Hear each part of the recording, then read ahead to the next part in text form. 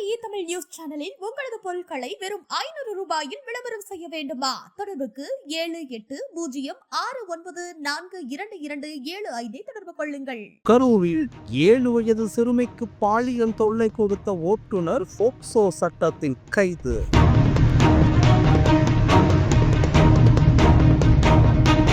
பொதுமக்கள் தாக்கியதில் அரசு மருத்துவக் கல்லூரி மருத்துவமனையில் அனுமதிக்கப்பட்டு சிகிச்சை.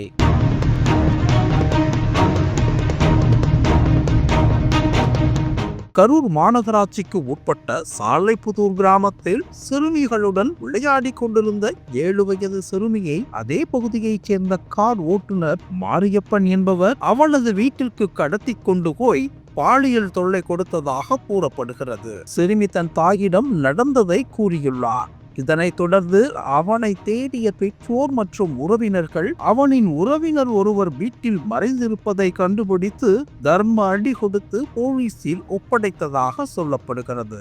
இது தொடர்பாக சிறுமியின் தாய் கரூர் அனைத்து மகளிர் காவல் நிலையத்தில் கொடுத்த புகாரின் அடிப்படையில் போலீசார் அவனை போக்சோ சட்டத்தில் கைது செய்துள்ளனர். மேலும் கிராம மக்கள் தாக்கியதால் காயமடைந்த அவனை கரூர் அரசு மருத்துவக் கல்லூரி மருத்துவமனையில் அனுமதிக்கப்பட்டு சிகிச்சை அளிக்கப்பட்டும் வருகிறது.